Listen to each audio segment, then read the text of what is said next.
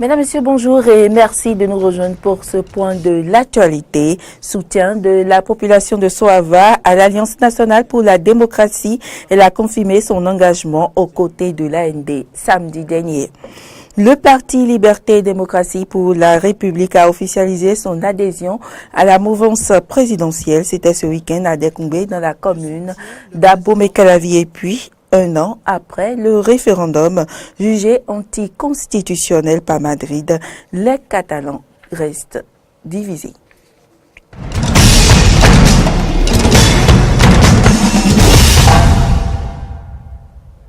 Bienvenue dans ce journal.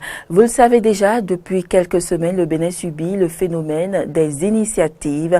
Il s'agit de ces réunions à travers le pays où certains jeunes dénoncent la gestion du pouvoir du président Patrice Talon et appellent à une mobilisation générale. Le porte-parole de l'initiative de Niki est écouté depuis quelques jours par la police judiciaire. Ce samedi, ce sont les jeunes de la mouvance qui ont dénoncé de la voix. Ils ont donné de la voix donc pour condamner ces initiatives. Suivez ce reportage. Le Front uni pour une démocratie dynamique, FUD, trouve déplacées les initiatives de Niki, Parakou, Ouida et Cotonou. Ces réunions de jeunes qui dénoncent la gestion du pouvoir par le régime du président Patrice Talon dans les différentes villes du Bénin n'est pas du goût des jeunes de la mouvance présidentielle. Ce samedi, le président du FUD a fustigé les rassemblements baptisés initiatives. Il condamne les propos à élan régionaliste tenus lors de ces mobilisations. Le Bénin est un pays uni. Du nord au sud, c'est un pays uni. Que personne ne nous divise. Le président de la République ne dort pas. Il est partout et il passe dans tout le Bénin. Dans tous les pays du monde pour solliciter des aides afin que le peuple béninois prospère. Le combat politique, chers frères, chers sœurs, ce n'est pas dans les rues, ce n'est pas dans la brousse, ce n'est pas dans les fausses initiatives appelées initiatives de Niki, de Ouida, de Cocotomé, de Cotonou. C'est des fausses initiatives. Le combat politique, c'est dans les urnes. Qui nous laisse travailler. Pour Frédéric Béanzin, ces initiatives sont une menace pour la paix au Bénin. Nous allons juste demander à nos frères de cesser de créer du désordre, de cesser de chanter des initiatives de Niki, les initiatives de Glébré, les initiatives de Calavi et que sais-je encore. Ces initiatives n'ont qu'un seul but, créer des nids pour embraser le Bénin. Leur objectif est clair. Ils veulent mettre du feu à notre chère et belle patrie, le Bénin. Je pense que chacun de nous doit s'éveiller, doit se réveiller, doit parler aux côtés donc de qui il veut pour lui dire ou pour leur dire, chers frères, chères sœurs, attention, il y a des blagues auxquels il ne faut pas s'y adonner. Le porte-parole de l'initiative de Niki a quant à lui été interpellé par la police judiciaire pour répondre des faits d'incitation à la haine, à la violence et à la rébellion en violation du code sur le numérique. Séance de causerie avec les femmes épouses des émigrants du littoral autour des actions du chef de l'État, Patrice Talon. C'était ce samedi 29 septembre 2018 à la Maison des Jeunes de Sacré-Cœur à Akpakpa, initiée par Dr Sedami Médégan, coordonnatrice de la Ligue des femmes de l'Union fait la Nation. Cette rencontre vise la mobilisation et l'adhésion des femmes au programme d'action du gouvernement. Elles sont nombreuses, ces femmes, épouses des conducteurs de taxi-moto de Cotonou, à répondre à l'appel de la Ligue des femmes de l'Union fait la Nation, avec à leur tête le docteur Sedami Médégan Fagla. Pendant plusieurs heures, les femmes des émigrants ont été entretenues et sensibilisées autour du programme d'action du gouvernement de Patrice Talon. Selon l'initiatrice de cette séance de causerie, docteur Sedami Médégan Fagla, le gouvernement de la rupture accorde aux femmes et aux enfants une importance capitale dans ces actions. On se rend compte qu'aujourd'hui, l'opposition fait beaucoup de bruit. Beaucoup de choses se disent et la population n'a pas conscience de l'ensemble des réformes qui sont mises en place par le président Talon et son gouvernement. Il est temps, il est urgent que nous, qui avons l'information nécessaire, nous qui sommes conscients de ce qui est en train de se préparer, amenions l'information vers la population, afin qu'on ne les sature plus de contre-vérités. Il est indispensable, il est normal que nous femmes, nous puissions prendre notre bâton de pèlerin pour parler à nos mamans, à nos sœurs, à nos filles de ce que c'est quoi la rupture et où est-ce que nous allons. Les réformes dans le système scolaire, sanitaire, la lutte contre les faux médicaments et l'assurance pour le renforcement du capital humain Arche sont entre autres les thématiques abordées par le docteur Sedami Medegan Fagla et ses compagnes devant les épouses des émigrants. Les raisons du choix de cette catégorie de femmes sont bien précises. Celle-ci parce qu'elle est oubliée. Elle est tout le temps oubliée. Lorsqu'on pense à faire des choses, on pense aux émigrants. Ce sont des stars de la politique, n'est-ce pas? Lorsque n'importe quel opérateur économique veut faire une publicité, il va vers les émigrants. Ce sont des stars. C'est eux qui font la politique dans ce pays. Ce que nous oublions, c'est que lorsque les femmes sont derrière les hommes, elles absorbent ce que les hommes disent, mais elles peuvent aussi influer et influencer ce que leurs hommes pensent. Après ces moments d'échange et d'explication, les femmes participantes à cette causerie se disent satisfaites et prêtes à accompagner le chef de l'État, Patrice Talon, dans ses actions du développement. Ce que moi j'ai retenu, tout ce que Talon est en train de faire, ça, je suis content de lui, tellement content parce que pour bien apprécier dans le vent de mon papa là, il y a tellement de l'eau maintenant, c'est pavé. Je vais à la maison de mon papa sans gêne. Si je prends, là, je descends tranquillement, quoi. J'ai apprécié son travail. Cette rencontre de la Ligue des femmes de l'Union fait la nation avec les épouses des conducteurs de taxi-moto de Cotonou n'est qu'une première. D'autres actions de mobilisation autour du programme d'action du gouvernement sont en perspective avec d'autres catégories de femmes du Bénin. À Dekungbe, dans la commune d'Abomey-Calavi, le parti Liberté et Démocratie pour la République a officialisé son adhésion à la mouvance présidentielle. Ils l'ont fait savoir au cours d'une déclaration de presse en présence de leurs militants. Suivez le reportage de François Kano Mbaderinto et Denis Marouya.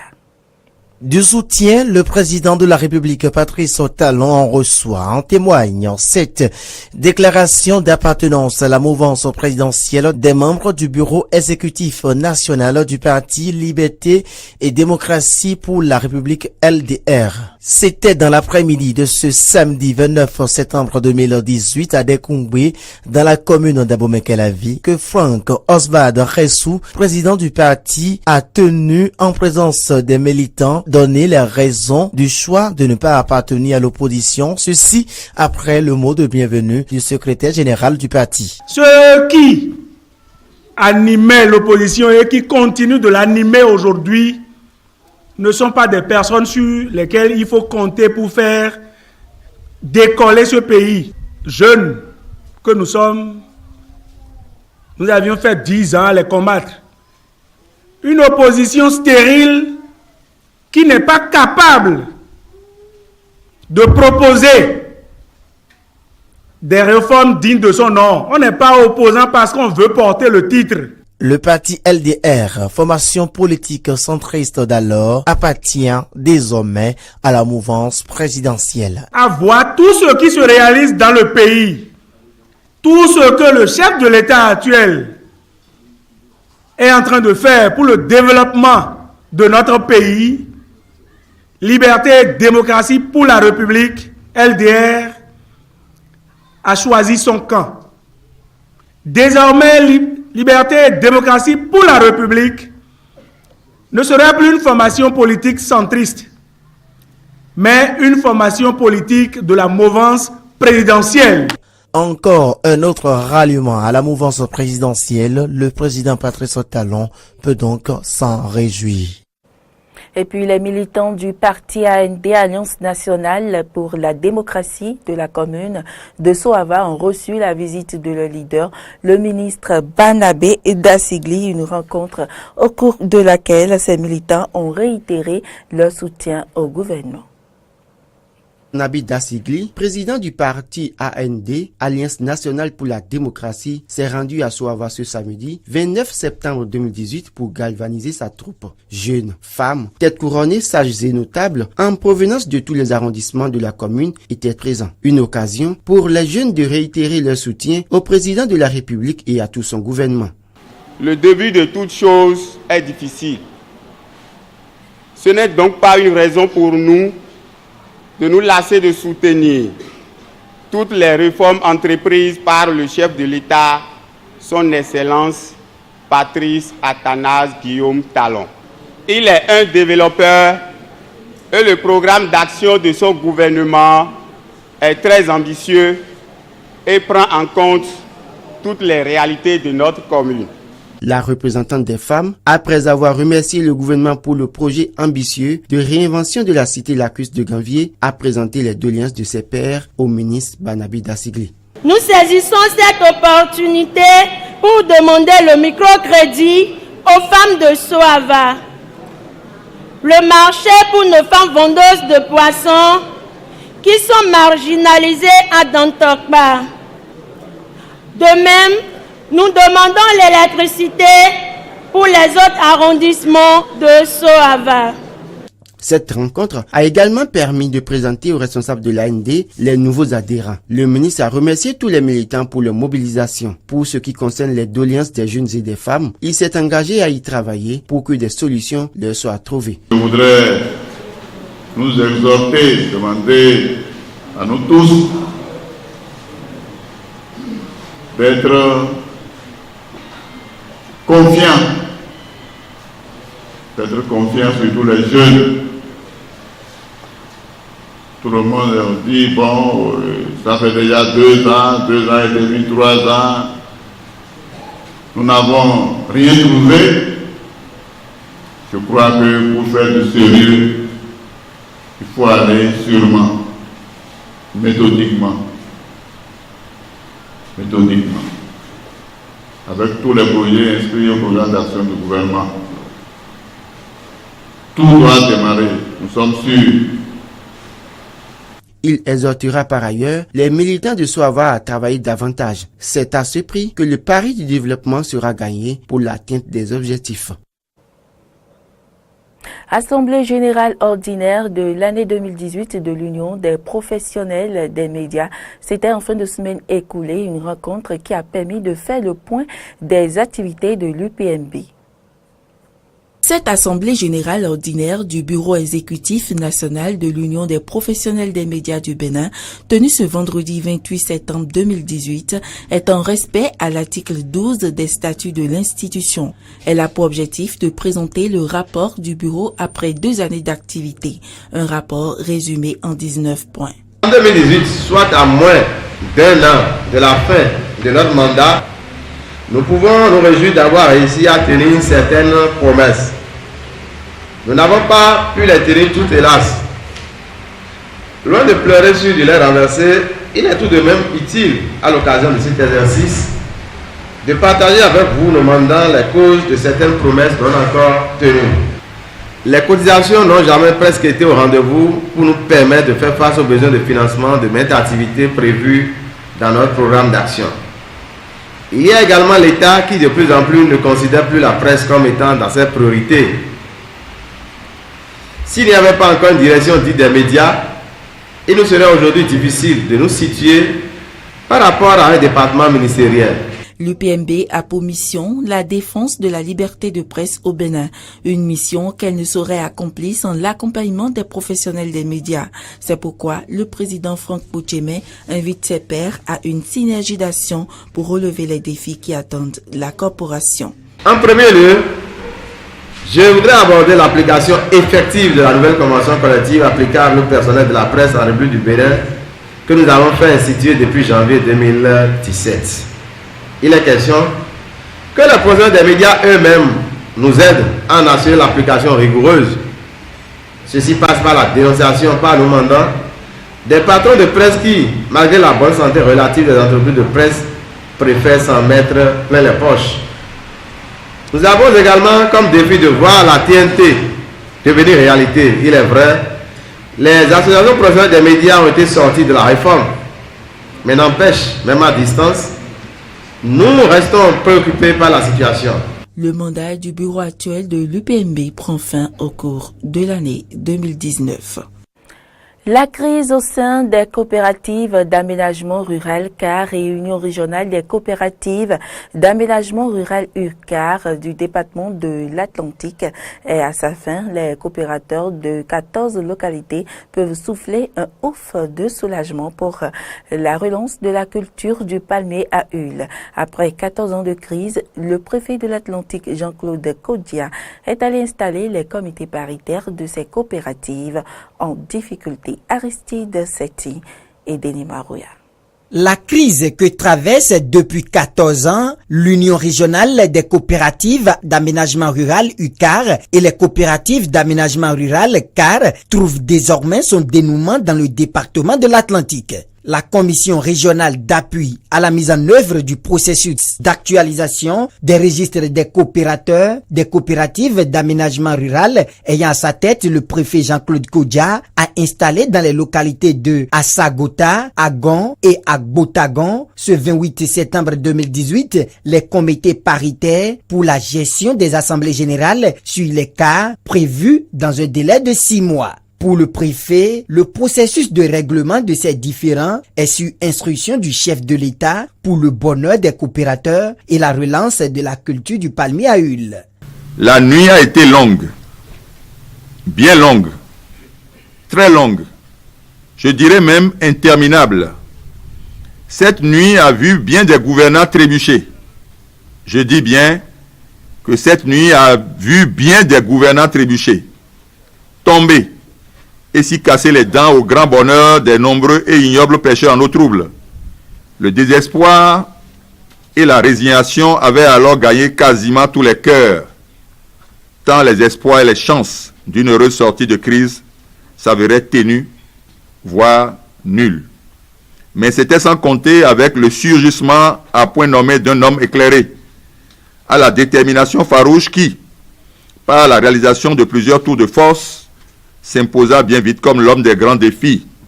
C'est donc ainsi qu'après avoir pris la mesure de la situation, le chef de l'État, son Excellence M. Patrice Talon, s'est personnellement et résolument investi dans la recherche des voies et moyens susceptibles d'aboutir à une véritable sortie de crise, heureuse et durable.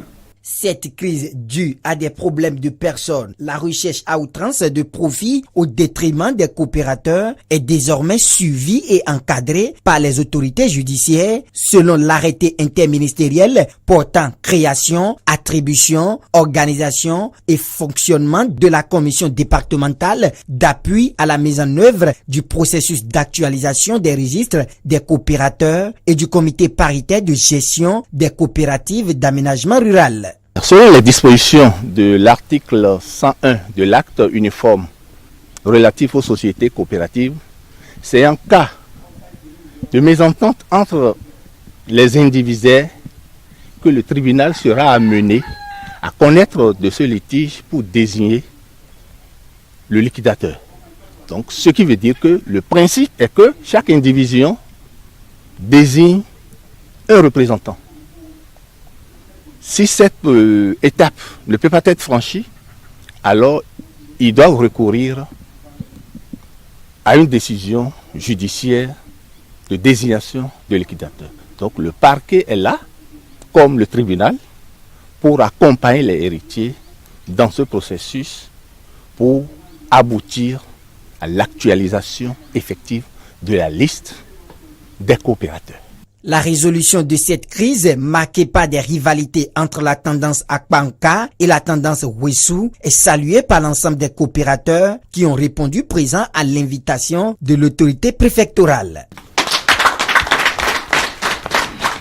Suivez à présent les impressions des présidents des différentes coopératives.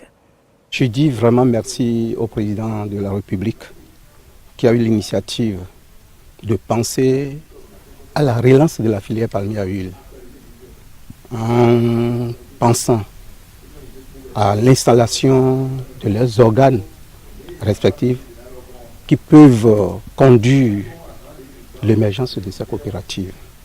Les coopératives d'aménagement rural constituent une entreprise agricole pour les populations du Sud.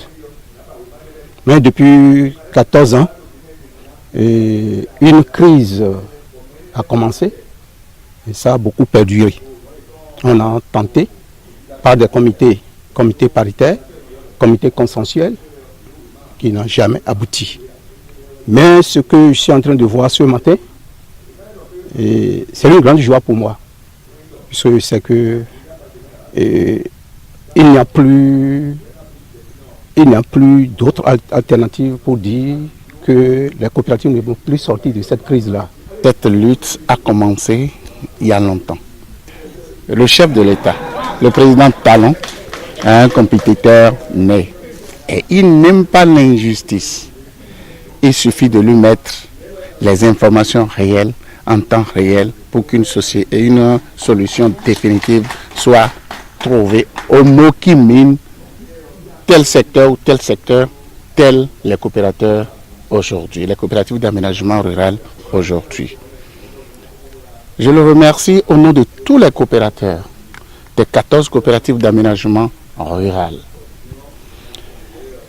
Depuis son arrivée au pouvoir, le président Ouissou et moi en personne ont dit « Désormais, nous devrons enterrer la rage de guerre. » Talon, notre frère, notre grand frère, est arrivé au pouvoir. Est-ce que nous allons continuer de lui faire l'affront? Est-ce que nous allons continuer de lui faire la honte?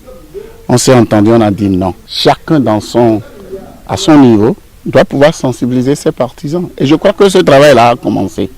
Et eux aussi, ils voient aujourd'hui que nous n'avons plus d'autre solution que de nous mettre réellement ensemble et de façon sincère. Vous êtes d'accord avec moi que si un chef d'État, encore plus un président comme le président Talon, t'oriente et que tu refuses, il va te régler. Et puis hors du Bénin, il y a un an, les séparatistes catalans organisaient un référendum jugé anticonstitutionnel par Madrid. La détention de certains dirigeants catalans, les violences policières lors du vote de 2017, puis la tentative avortée de sécession ont cristallisé les positions de chaque camp, creusant toujours un peu plus la fracture sociale en Catalogne. Reportage. La Catalogne dans l'impasse, un an après son référendum sur l'indépendance, jugé illégal par Madrid. Depuis, les initiatives et les actions se multiplient, comme ce petit groupe de militants qui campent en plein centre de Barcelone. Ils protestent contre la détention de leaders séparatistes toujours en attente de jugement, mais ils entendent aussi faire pression sur le gouvernement régional, lui-même indépendantiste, pour qu'il aille plus loin dans son bras de fer avec Madrid. Je pense qu'il est temps que la Catalogne désobéisse à l'État. Parce que si nous essayons toujours d'obéir à l'État, si on accepte leurs jugements et leurs punitions, nous n'avancerons pas beaucoup. Lors des dernières élections, les séparatistes ont rassemblé 47% des voix. Une tendance stable depuis des années. Le vrai changement généré par le référendum, selon ce politologue, c'est la radicalisation, non pas idéologique, mais des actions menées par chaque camp. Aujourd'hui, les indépendantistes croient qu'ils ont le droit d'occuper toutes les rues, d'occuper la place Raimé et de mettre des rubans jaunes partout. Les partisans du drapeau espagnol estiment qu'il est très bien qu'il y ait des gens en prison, mais quand vous demandez « bon, et que proposez-vous pour l'avenir ?», personne n'a de réponse. Côté pro-Espagne, la dernière parade trouvée pour faire entendre sa voix consiste à ajouter la couleur rouge du drapeau espagnol au sigle jaune des indépendantistes. Mais beaucoup ne cachent plus leur pessimisme. Il est difficile de savoir dans quel scénario nous serons dans X années, mais si on n'arrête pas ça rapidement, nous aurons des sérieux problèmes. Le dirigeant catalan, Quim Torra, a récemment rejeté la proposition d'un référendum sur une autonomie élargie. Pour lui, seul un vote d'autodétermination sera acceptable. Une décision ferme, pas forcément partagée par tous les partis indépendantistes, et qui paralyse un peu plus la situation de la région. Ce sera tout pour cette édition. Merci pour l'attention et à bientôt.